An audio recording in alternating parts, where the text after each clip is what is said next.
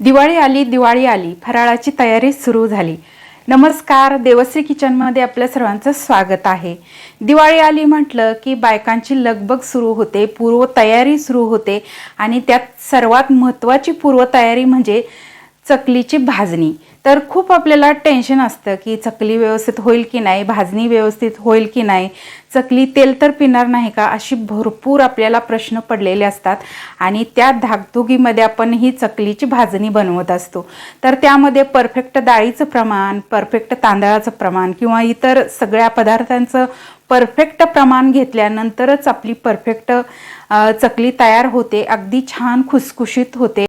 आज मी तुम्हाला अगदी योग्य प्रमाण या चकली भाजणीचं सांगितलेलं आहे आणि ती कशी भाजायची ती एकदम जवळून दाखवलेलं आहे। त्यामुळे चकली तर मस्त होणारच आहे, त्याबरोबर तुमचं टेन्शन सुद्धा जाणार आहे। तर यामध्ये तेल चकली धरते त्यासाठी कोणती डाळ कमी घालायची, कोणती डाळ जास्त घालायची, हे सगळं मी या रेसिपीमध्ये दाखवलेलं आहे। या पद्धतीने या दिवाळीला तुम्ही नक्की करून पहा, तुमची चकली एकदम मस्तच होईल। तर ही रेसिपी तुम्हाला कशी वाटली ते कमेंट करून मला नक्की सांगा। या रेसिपीला लाईक करा, शेअर करा। त्याचबरोबर तुम्हाला जर माझ्या रेसिपी आवडत असतील तर माझ्या चॅनलला सबस्क्राईब करायला विसरू नका। त्याचबरोबर तुम्ही इंस्टाग्रामवरती असाल तर इंस्टाग्रामवरती मला फॉलो करा। इंस्टाग्रामची लिंक मी खाली डिस्क्रिप्शन बॉक्समध्ये दिलेली आहे, तर तुम्ही नक्की पाहू शकता। चला तर मग रेसिपीला सुरुवात करूया, पण त्या अगोदर तुम्हा सर्वांना दिवाळीच्या खूप खूप शुभेच्छा। धन्यवाद।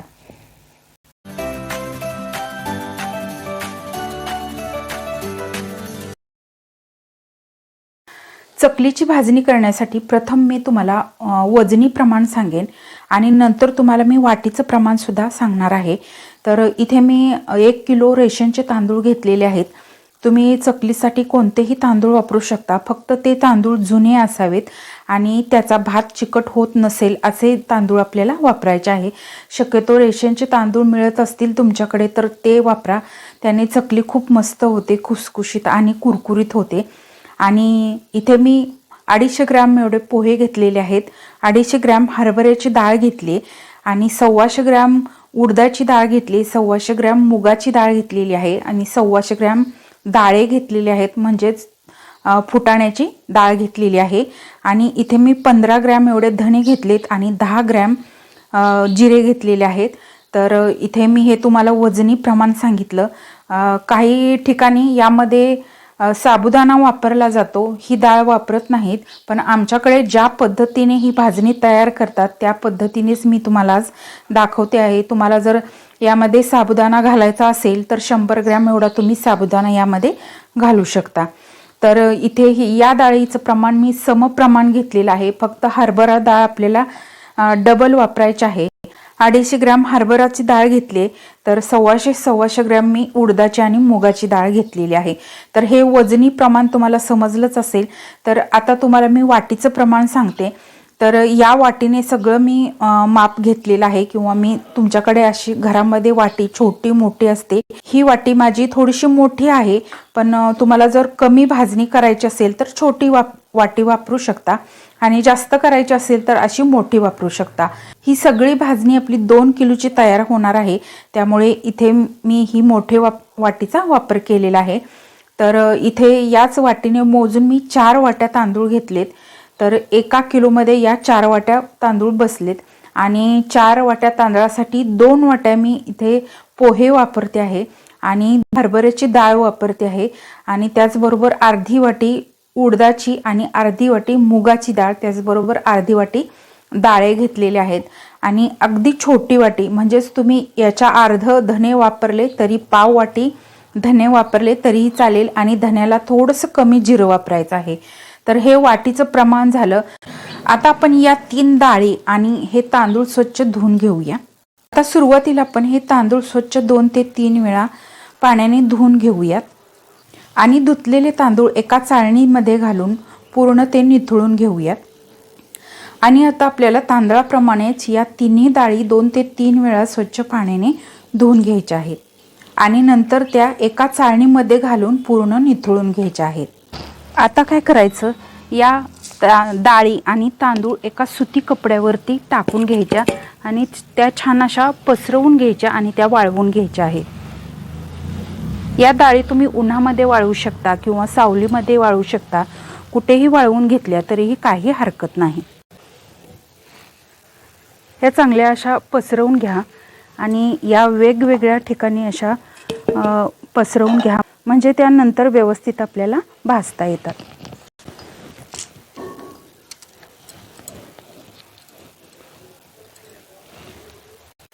आपले डाळ आणि तांदूळ छान वाळलेले आहेत. आता आपण हे भाजून घेऊया. आणि जर तुम्हाला अशा पद्धतीने या डाळी धुवायच्या नसतील तर तुम्ही ओलं फडकं करून त्याने या डाळी स्वच्छ पुसून घेऊ शकता. फक्त तांदूळ एकदा दोनदा धुवून घ्या, कारण तांदळामध्ये खूप धूळ असते, त्यामुळे एकदा दोनदा ते धुवून असे उन्हामध्ये किंवा सावलीमध्ये वाळवून घेतले तरीही चालेल. आणि डाळी ओलं फडकं करून पुसून घ्या, कारण याच्यावरती काही केमिकल लावलेलं असेल तर ते निघून जाईल. त्यासाठी ही प्रोसेस करणं खूप गरजेचं आहे. आता आपण हे तांदूळ आणि या डाळी भाजून घेऊया. गॅसवरती मी कढई ठेवली. कढई शक्यतो जाड बुडाची घ्या, म्हणजे त्यामध्ये छान तांदूळ आणि डाळ भाजली जाईल.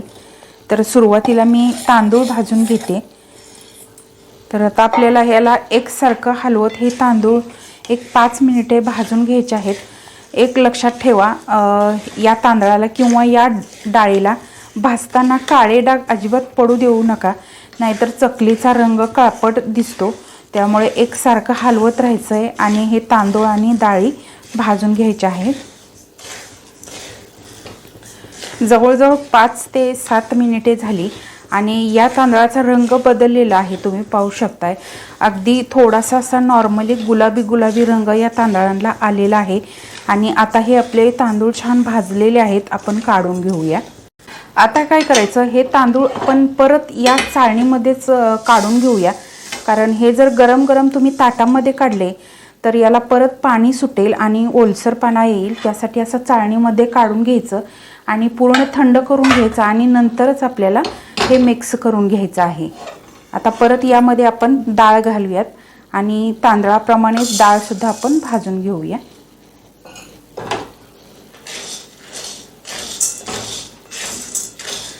तांदळासारखं एकसारखं हलवत आपल्याला ही डाळ खरपूस रंग येईपर्यंत भाजून घ्यायचे. याला सुद्धा एकसारखं हलवत राहा, म्हणजे काय होईल, एकसारखी डाळ भाजली जाईल आणि अजिबात याला काळे डाग पडणार नाहीत, याची काळजी घ्यायची आहे. मीडियम गॅसवरती खरपूस ही हरभऱ्याची डाळ भाजून झालेली आहे. आता आपण ही सुद्धा काढून घेऊयात. तर डाळ कशी भाजली मी तुम्हाला कॅमेराच्या समोर आणून दाखवते. हे बघा, अशी लालसर रंग येईपर्यंत छान भाजून घ्यायची. आता ही सुद्धा आपण एका चाळणीमध्ये काढून घेऊया आणि अशाच पद्धतीने आपण राहिलेल्या 2 डाळी सुद्धा भाजून घेऊया. या 2 डाळी आपण एकत्र भाजून घेतल्या तरीही चालेल, कारण या डाळी दिसायला एकसारख्या आहेत, त्यामुळे त्या छान भाजल्या जातील.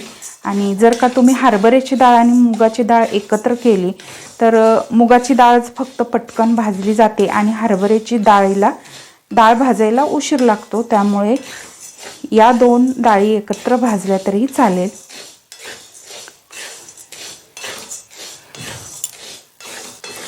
आता या डाळी सुद्धा आपल्या छान भाजलेल्या आहेत, छान असा तांबूस रंग आलेला आहे. आता आपण या सुद्धा काढून घेऊयात आणि आता आपण यामध्ये पोहे भाजून घेऊयात.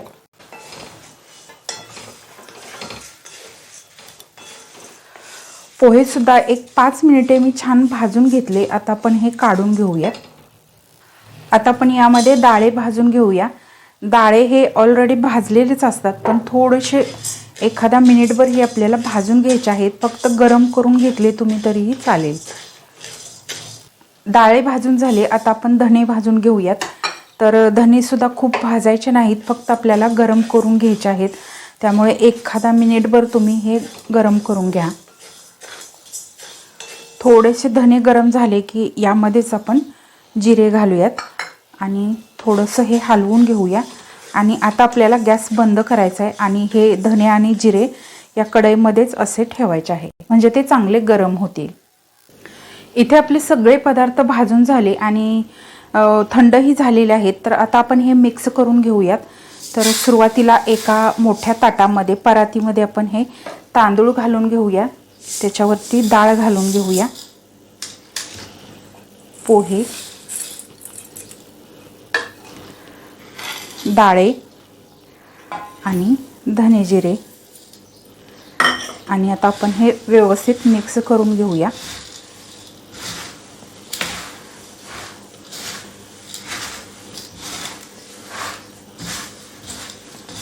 पूर्ण थंड झाल्यानंतरच हे आपल्याला गिरणीतून दळून आणायचं आहे।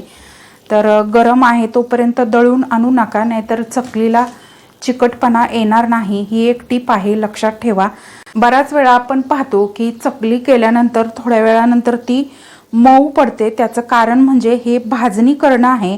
तर एक खूपही जास्त कडक भाजू नका आणि खूपही नॉर्मल भाजू नका, मीडियम म्हणजेच थोडासा असा लालसर गुलाबी रंग येईपर्यंत आपल्याला ही भाजणी तयार करून घ्यायची। तर तुम्हाला मी डाळी कशा भाजल्या त्या जवळून मी दाखवलं, त्याचप्रमाणे मी भाजणी सुद्धा तुम्हाला जवळून दाखवते। हे बघा, अशा पद्धतीने आपल्याला हे सगळं भाजून घ्यायचं आहे। व्यवस्थित जर भाजणी तयार झाली तरच चकली आपली व्यवस्थित होते आणि बऱ्याच वेळा चकली मऊ पडण्याची शक्यता असते। त्याचं कारण म्हणजे चकली चांगली भाजणं आहे, तळणं आहे। तर चकली खूप मीडियम गॅसवरती एकदम खरपूस आणि कडक होईपर्यंत तळून घ्या, म्हणजे ती नंतर नरम पडणार नाही। आणि तिसरं म्हणजे बऱ्याच वेळा चकली ही तेलकट होते किंवा ती जेव्हा संपत येते त्यावेळेस ती तेल सोडायला लागते। त्याचं कारण म्हणजे यामध्ये आपण घातलेल्या डाळी आहेत। तर डाळीचं योग्य प्रमाण असेल तरच चकली तेल पित नाही किंवा ती एकदम अशी कडक राहते। तर यामध्ये जी आपण मुगाची डाळ घातली त्याचं प्रमाण अगदी योग्य आहे। 1 किलोसाठी मी 100 किंवा 125 ग्रॅम एवढीच डाळ घालायची आपल्याला। तर यामध्ये मी फक्त 125 ग्रॅम एवढ्या 2 डाळी घातल्या। उडदाच्या डाळीमुळे खूप चिकटपणा येतो, त्यामुळे ती सुद्धा आपल्याला प्रमाणामध्ये घालायची। मुगाची डाळ आहे, जर तिचं प्रमाण जास्त झालं तर त्यामुळे सुद्धा चकली तेल पिऊ शकते। ही एक टीप आहे, लक्षात ठेवा। तर हे पूर्ण आपलं छान असं मिश्रण थंड झालेलं आहे आणि आता आपण हे गिरणीतून दळून आणणार आहोत आणि याचा पुढचा जो भाग आहे पुढच्या व्हिडिओमध्ये दाखवणार आहे। कारण हा व्हिडिओ खूप मोठा होतोय, त्यासाठी मी फक्त भाजणीचा आज तुम्हाला दाखवते। उद्याचा जो व्हिडिओ असेल तो चकलीचा, याच भाजणीपासून चकली कशी बनवायची ते दाखवणार आहे। तर तुम्हाला ही रेसिपी कशी वाटली कमेंट करून मला नक्की सांगा। या रेसिपीला लाईक करा, शेअर करा। त्याचबरोबर तुम्हाला जर माझ्या रेसिपी आवडत असतील तर माझ्या चॅनलला सबस्क्राईब करायला विसरू नका। त्याचबरोबर बेल आयकॉनवरती क्लिक करा, म्हणजे मी जेव्हा जेव्हा माझ्या रेसिपी अपलोड करेन तेव्हा तेव्हा सर्वात आधी त्याचे नोटिफिकेशन तुम्हाला मिळेल आणि माझे प्रत्येक नवीन आणि पारंपरिक पद्धतीच्या रेसिपी तुम्हाला पाहता येतील। धन्यवाद।